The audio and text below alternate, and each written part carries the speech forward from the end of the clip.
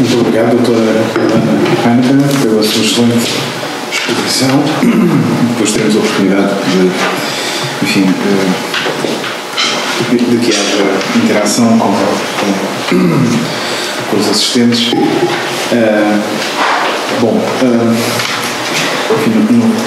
Não vou fazer como o Barão de Munchausen, que apresentava grandes dos cabelos, mas sim vou dizer que, de alguma maneira,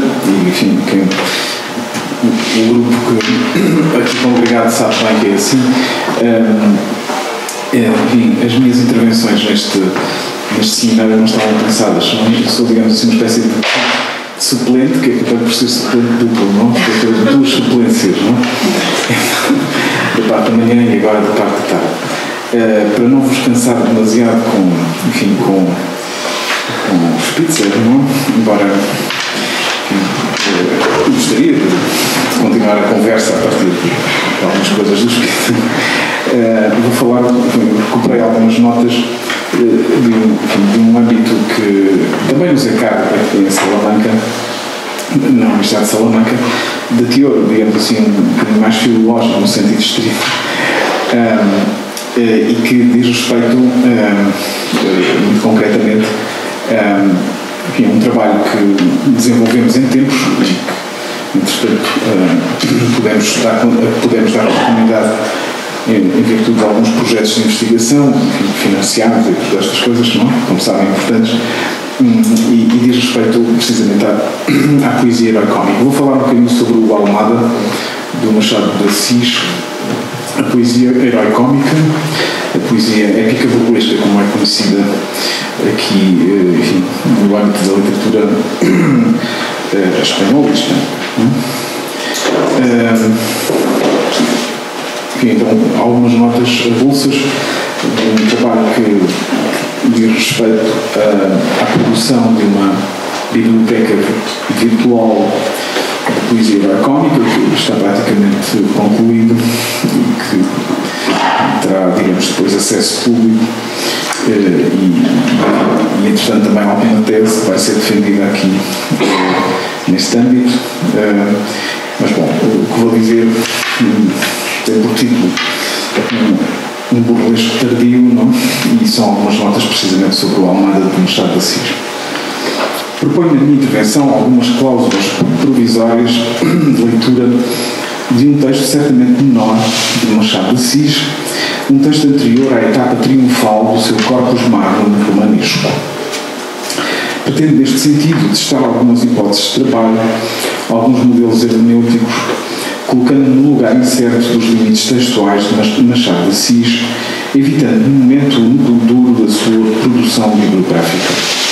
Desde já porque vou referir-me à sua produção poética, e não propriamente harmonesca, e dentre a poesia apenas a um poema que, aliás, nos fragmentar, incompleto, situando-me, pois, nas margens do consenso dos leitores históricos de Machado, leitores que justamente e com justiça priorizam nas suas leituras a parte do leão da obra machadiana, que é a prosa ficcional tardia. Enfrente, pois, o momento imediatamente anterior ao estalo de que já nos idos de 1939 falava Manuel Bandeira, cito, Machado de Assis teve o seu estalo por volta de 79, foi o ano em que apareceu na revista brasileira As Primeiras Ocidentais, fim de citação, modulando e repetindo a vexata queste das duas fases do romancista brasileiro. Vou centrar-me muito concretamente, como já disse, no Almada, poema herói-cómico, em 8 cantos, fragmentos, obra, aliás, que não suscitou, até muito recentemente, apreço conspícuo entre a crítica. Um bom exemplo é o mencionado Manuel Bandeira, para quem se trata meramente, e cito novamente, de um frio exercício literário à imitação de um Aesop. Fim de citação. Referência, claro está, ao poema do Arcade António Diniz da Cruz e Silva, o Pinho Nuna Criense, do Monte Melo, autor do mais conhecido poema deste género, ou subgénero, não é uma questão que vai entrar agora não, mas em língua portuguesa. A referência, por um lado, justa, Machado, sem dúvida, segue de perto a lição de Cruz e Silva, mas, por outro lado, algo simplificadora e redutora do Almada, sendo como é um exercício literário, não se limita a imitar o Aesop. Ainda antes de avançar com o meu argumento, faço brevemente referência ao modo como cheguei ao poema Herói Cómico de Machado de Assis. Podemos, de certo, intuir a dicção épico-burlesca, a bem dizer, inclusive no desconhecimento do Almada, vislumbrando-a nas entrelinhas, por exemplo, de um excelente conto machadiano. Concretamente, o conto que tem por título o Capítulo dos Chapéus. Recordarão sem dúvida o início desta pequena narrativa, que, não obstante, condensa vários dos travejamentos temáticos do autor Dom Casmurro, notariamente a questão da identidade social e dos seus mecanismos de reificação. Pois bem, notem como começa este conto, atentando sobretudo numa disposição rítmica da prosa que de algum modo manipula o decassílabo, não é? Musa canta a despeito de Mariana, esposa do bacharel Conrado Seabra, naquela manhã de abril de 1879. Qual a causa do tamanho alvoroço? Um simples chapéu, leve, não deselegante, um chapéu baixo. Conrado, advogado, com escritório na rua da Quitanda, trazia-o todos os dias à cidade e ia com ele às audiências. Só não o levava às recepções, teatro lírico, enterros e visitas de cerimónia. Notava um modo de detonar a narração, alerta para alguns aspectos prosódicos deste texto que, na verdade, e bem do meu argumento e do que veio a ser o meu interesse pelo Almada, decalcam precisamente, e mais precisamente, a dicção dita herói-cómica. Replicam, enfim, a incomensurabilidade de um estilo elevado e a trivialidade da bagatela a que dá forma e expressão. É este, precisamente, o cerne do genus herói-cómico, não? A língua sublimada da épica é chamada a dizer não já um mundo de heróis e de heroicidade, mas sim um mundo mesquinho e degradado. Se bem que tenha sido redigido nos inícios da década de 70, a publicação do Almada vem a ocorrer aproximadamente no momento da eclosão do tal estalo, que se referia Manuel Bandeira.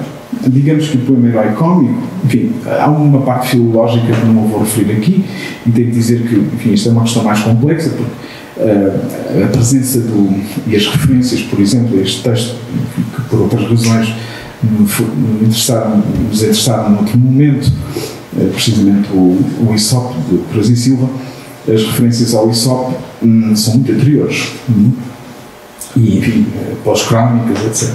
Mas não é essa questão que agora me vai mobilizar, não? Digamos que o poema herói-cómico de Machado de Assis, grosso modo, acontece num engaste discursivo que vai do instinto de nacionalidade até a nova geração, passando pela conhecida crítica ao primo Basílio Bessa de Queiroz. Um engaste discursivo, estético e ideológico, em que Machado se desmarca das sobrevivências retóricas do subjetivismo convencional romântico e da metafísica idealista do realismo naturalismo. De todas as bandeiras, cito a mais frágil de todas, porque é a negação mesma do princípio da arte. São conhecidas palavras de Assis. Na nova geração, assim, e cito uma vez mais, revela-se todavia esforço para fazer alguma coisa que não seja continuar literalmente o passado, fim de citação, proclamando então a existência de uma tendência nova, cito uma vez mais, oriunda do fastio deixado pelo abuso do subjetivismo e do desenvolvimento das modernas teorias científicas, fim de citação. Acrescentando, muito embora que, sim, novamente, essa tendência não está ainda perfeitamente caracterizada e que os próprios escritores novos tentam achar uma definição e um crédito. Ora, uma questão que poderíamos colocar é precisamente esta: terá respondido o Almada por este momento em que globalmente se esboça uma novidade, um novo, não? Que não continue literalmente o passado. Não é possível expor, neste momento, toda a complexidade discursiva, e esta também é uma questão que me vai interessar, não? A maneira como Machado de Assis lê certos objetos, não? De um arquivo que vem sendo conhecido como da poesia heróico-cómica. Não posso expor toda a complexidade discursiva deste género heróico-cómico, a complexidade inerente, enfim, à relação do poema de Machado de Assis com o que se tem vindo a chamar, do meu ponto de vista, com uma relativa impropriedade, tradição heróico-cómica. Eu não sei exatamente se existe uma tradição heróico-cómica, se podemos falar propriamente de uma tradição heróico-cómica. Vou centrar-me apenas em um ou dois aspectos mais relevantes. Desde já, sublinho, entretanto, com traço grosso, o facto de Machado se referir ao género como sendo, e esta é a expressão que utiliza, ou o sintágma que utiliza, um género difícil. Distinguindo-se assim de um conjunto de leitores e intérpretes que reduziram o corpus heróico-cómico com demasiada parcimónia a uma descrição unívoca. Não? O arquivo textual da poesia épico-burlesca, bem vistas as coisas, não é homogéneo. Não é homogéneo. A que dificuldade, então, se refere a Machado de Assis? Seja ela qual for, e deixo de momento a questão em suspenso, na interpretação desta dificuldade dirimem-se as razões discursivas pelas quais o autor de Dom Casmurro levou a cabo o tal frio exercício literário, como lhe chamou Manora. Mais adiante incidirei sobre o prólogo que antecede o Almada, e nele Machado de Assis propõe uma descrição do género a partir de um núcleo de casos muito concretos. Esta descrição, aliás, foi sendo ela própria interpretada pelos leitores históricos da obra machadiana. Leitores que, ao produzirem as suas próprias leituras do poema, enfrentaram não apenas a descrição do género levada a cabo por Machado de Assis, como as suas próprias crenças a respeito disso, a que se convencionou chamar, ou se vem convencionando chamar, a poesia heróico-cómica. Leram Machado de Assis a ler a poesia épico-burlesca. E deste enfrentamento deduzem um dispositivo de tipo teorético, não é? Que de algum modo controla a leitura de qualquer um destes poemas ou destes objetos poéticos a que nos referimos como poesia heróica. Vejamos dois casos, não sendo possível, enfim, se calhar seria necessário, nem oportuno, ser exaustivo, não é? Que protocolos hermenêuticos determinaram, por exemplo, uma leitura pioneira, enfim, do texto machadiano, como aquela que foi levada a cabo por Astrogildo Pereira. Em síntese, trata-se de uma leitura subsumida pelo desejo de encontrar no Almada um documento histórico e social que simultaneamente contém índices de comunidade imaginada e compromisso político. Cito Astrogildo Pereira. Data de então, com efeito, o despertar de uma consciência política que era um germe fecundo que se desenvolveria com o correr dos anos até assumir a precisa configuração de consciência nacional, ainda hoje em luta contra a política de dependência do país em interesses e opressões imperialistas. Fim de citação. A interpretação do poema faz-se, por conseguinte, em função de uma argumentação de tipo teológico, digamos assim, não é? No sentido que lhe conferiu Nietzsche. Não é? O texto não resiste, digamos, aos protocolos de leitura que lhe impõem uma dominante conteudística e ideológica. Como de resto, não resistiria às determinações do contexto social e histórico. Não é? Todavia, é o próprio Machado de Assis que, no mencionado texto poemial, não é? Manifesta ter sido a sua uma intenção fundamentalmente literária, não? E utiliza a palavra literária, não? Vejamos agora, e neste sentido, um segundo caso, não? Que nos diz, por exemplo, António Cândido, na sua monumental formação da literatura brasileira, a respeito da poesia do género épico-burlesco, não? Vale a pena investigar algumas das proposições aí enunciadas. Um bom exemplo de como a interpretação do género tem vindo a ser determinada por uma, digamos, hermenêutica fundamentalmente tributária da teoria poética clássica. Não? ainda quer crer, a valoração do género por parte de António Cândido é em grande medida devedora do magistério do próprio Machado de Assis. Limito-me a destacar, neste momento, apenas 2 dos lugares das reflexões do grande crítico e historiador brasileiro. Não? O primeiro deles tem como objeto a ponderação da poesia herói-cómica em função de uma dominante autotélica. Sublinha as proposições que se me figuram mais importantes. Não? Cito Boileau, uma descrição do género, enfim, que introduz uma reflexão sobre o género na formação da literatura brasileira, diz António Cândido. Boileau, que sistematizava tudo, sintetizou as ideias do poeta italiano, refere-se a Tassoni, definindo como objeto do poema herói-cómico a celebração, em tom épico, de um acontecimento sem a menor importância, e agora sublinho, consistia na mestria em elaborar praticamente no vácuo. Foi o que fez em Loutrant, continuam a ser palavras de António Cândido, celebrando a querela do prelado de Saint-Chapelle, do seu chantre, por causa de uma questão de prestígio manifestada na localização desse móvel. Não? Deste modo, a sátira passava, enfim, sublinho agora, continuo a citar do Cândido, e sublinho, deste modo, a sátira passava a segundo plano e a jogralice poética ao primeiro. Mas o que poderia significar a abdicação do espírito crítico importava algumas vezes em disfarce cómodo para dizer certas verdades em regimes de opressão. Fim de citação. Ora, valerá esta elaboração, e a expressão de Cândido é praticamente no vácuo, como descrição da ampla fenomenologia textual que agrupamos sob a designação de poesia herói-cómica? Ajusta-se realmente a Loutrant? Valerá, enfim, para um caso ponderoso como o já aludido o Aesop de Cruz e Silva, que é um influxo assumido pelo próprio Machado de Assis para a elaboração tardia, não? Em relação ao tempo de vigência, enfim, aquele que seria o tempo próprio do género, na metade do século XVIII, do Almada. Na descrição que possamos fazer, quer do Loutrant ou do Aesop, podemos afirmar que a sátira passa para o segundo plano e a jogralice poética a primeiro? Sim, poderia ser uma interpretação do Almada, eventualmente, não é?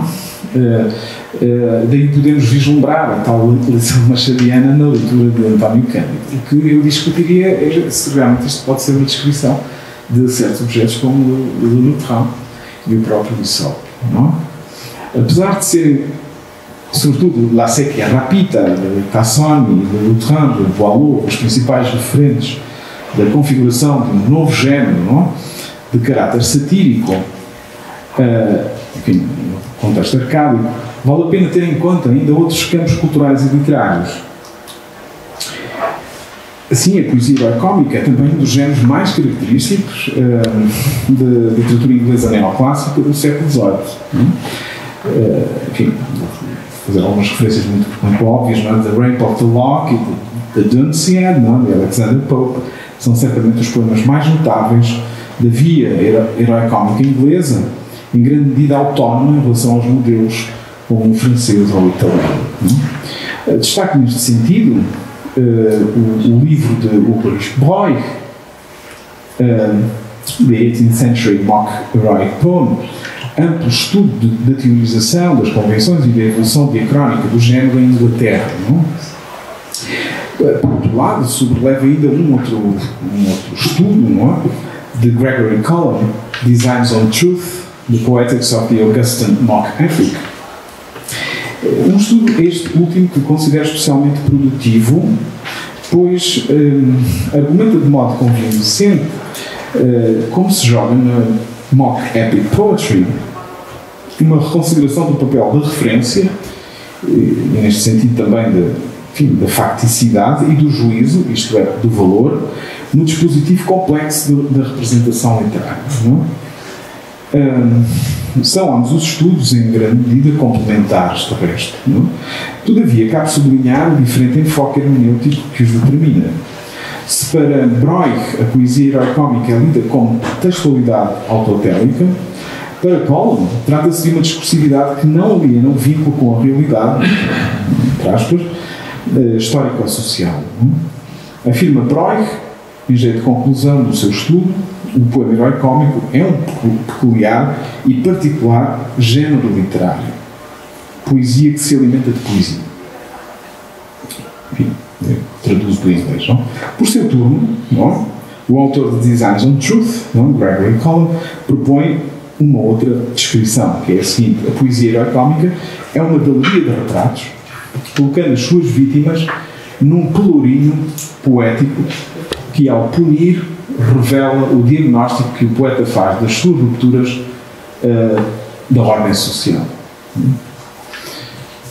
E esta ideia do poema herói-cómico como uma espécie de amplificação do retrato, não? Um retrato literário, evidentemente, mas não apenas, não? Enfim, alguns poemas acabaram, enfim, já na sua fase impressa, porque, enfim, acabaram por ter também muita ilustração e, portanto, não é já só um facto estritamente literário, mas, enfim, digamos, tem uma dominante também gráfica a partir de um certo momento. Não?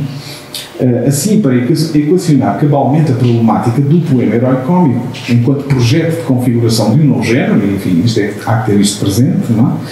Um nouveau burlesque, não é? Como formulava Boileau, é imperativo pensar, seguindo o modelo interpretativo de Gregory Collin, como nele se processa a inscrição dos nomes próprios. Não? Isto é uma questão importante para Collin. Não? É fundamental, enfim, para nos ser possível objetivar o poder da sátira, o poder da poesia herói-cómica como sátira, precisamente. Não é?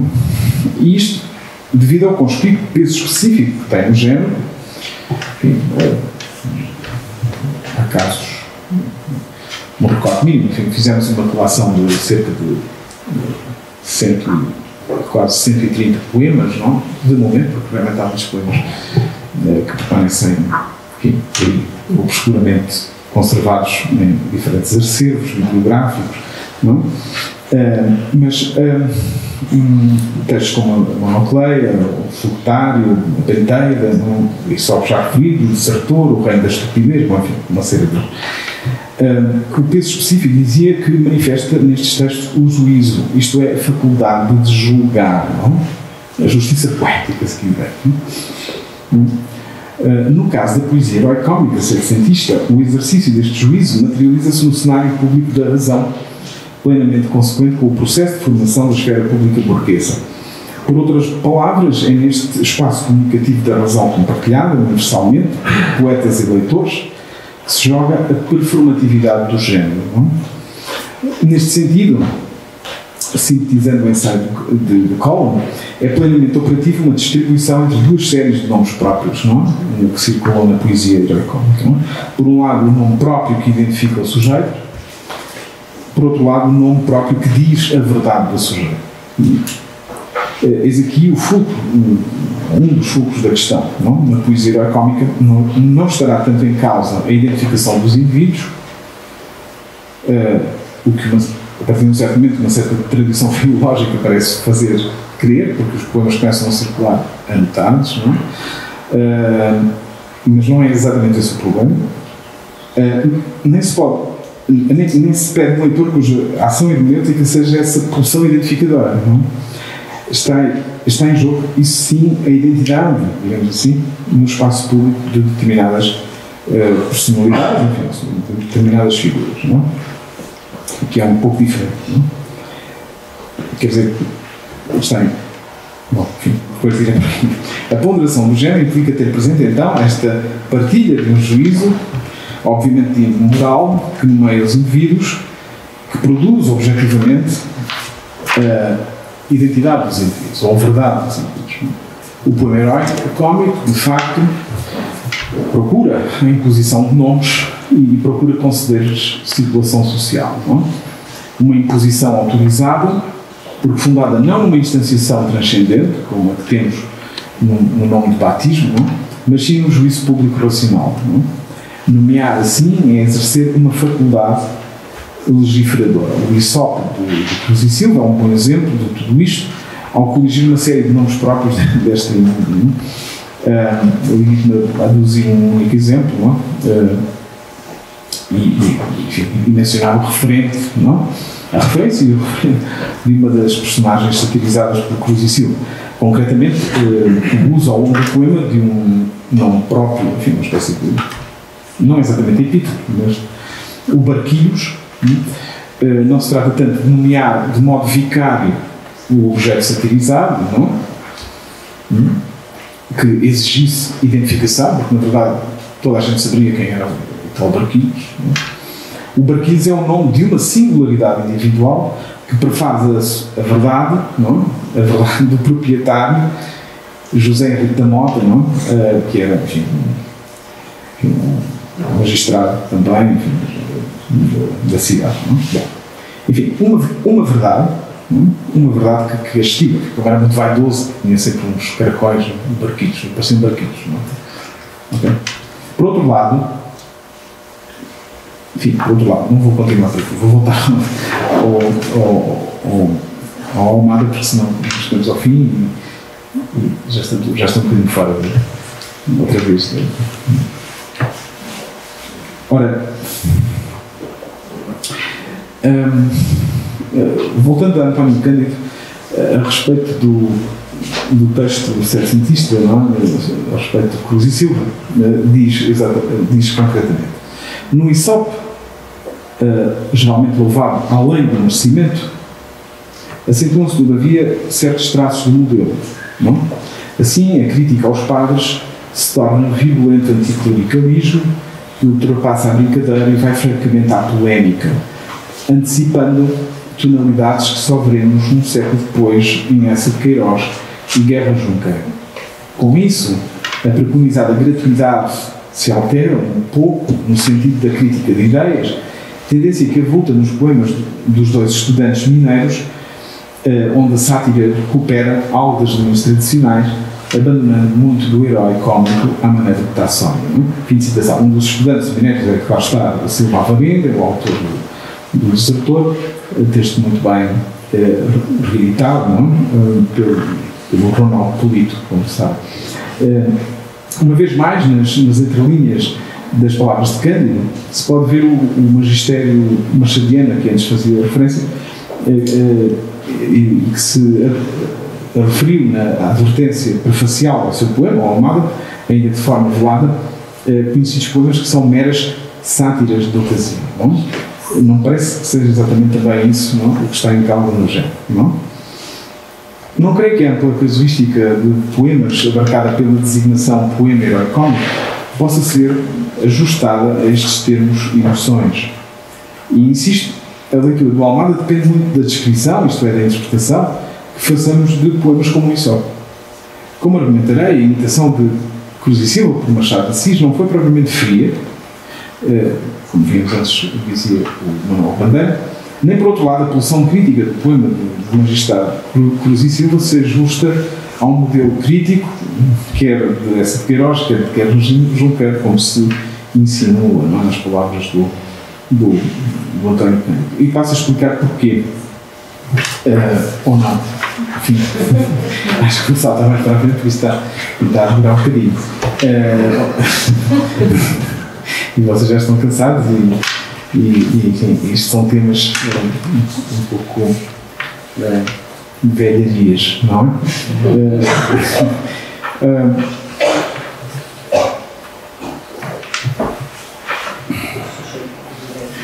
Bom, Machado de Assis, nesse texto proemial, e vou com isto concluir, elegeu fundamentalmente dois modelos, não é, para o Almada, o Le Lutrin e o Isopo.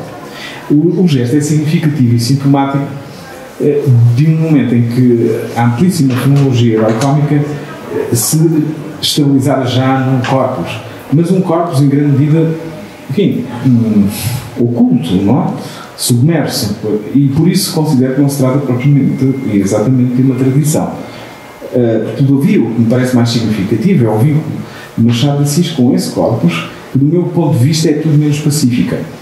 Na advertência, penso ao poema, vai esclarecendo os termos dessa relação. Fundamentalmente, e este é o cerne do meu argumento, Machado de Assis esvazia o género determinações referenciais fortes que, como vimos, na verdade são estruturais, não é? Em poemas como o Isopo, Le Terrain ou, inclusive, de Denunciar, não é? Machado de Assis é categórico, não é? Enfim, e o esvaziamento dessa referencialidade é categórica nesta afirmação inicial. O assunto deste poema é rigorosamente Estado. Não é? É rigorosamente Estado. Por outras palavras, desvincula o seu poema do conteúdo satírico de que viveram aqueles poemas do arquivo burlesco. Não é? Boileau e Cruz e Silva serviriam sim de modelos, mas ao mesmo tempo Machado de Assis assevera não serem verdadeiramente inimitáveis. O que é que seria inimitável em Le Terrain e o Isopo? E diz-nos Machado de Assis, cito, os raros escritos que com a mesma designação se conhecem são apenas sátiras de ocasião, sem nenhumas intenções literárias. As deste são exclusivamente literárias.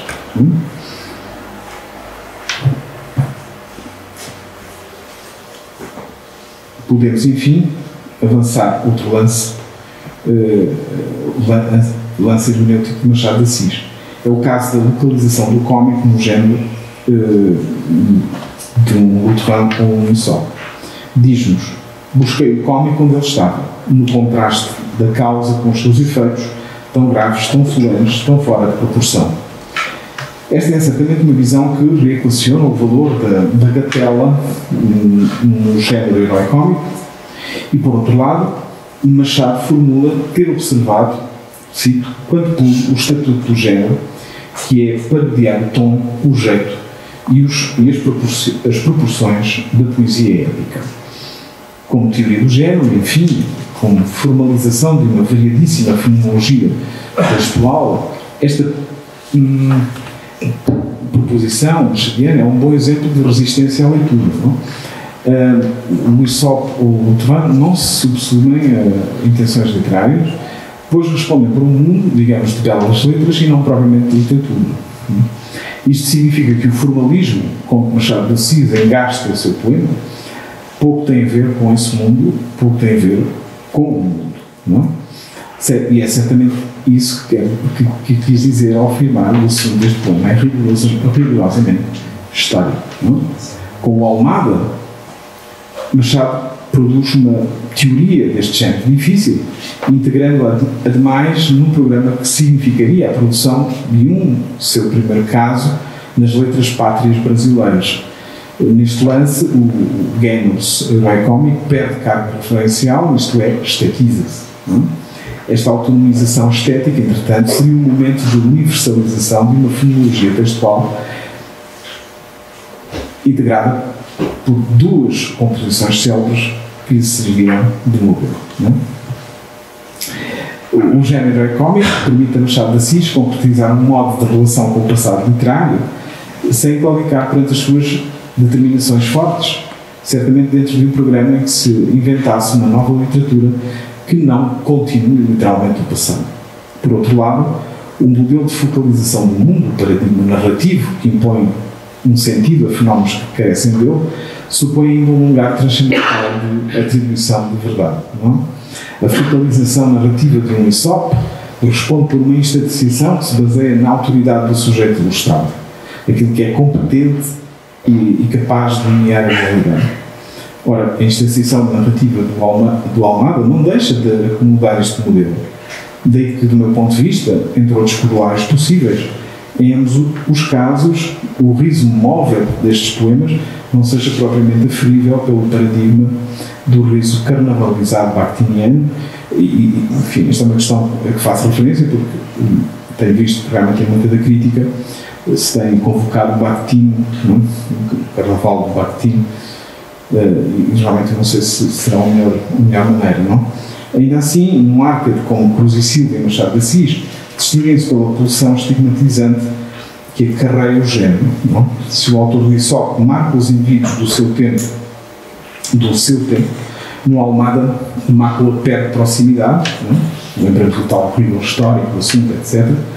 Em suma, os nomes e a nomeação inscrevem-se e funcionam num e só, por um lado, de mau modo, por outro, discursiva e pragmaticamente, de modo diverso. Obrigado.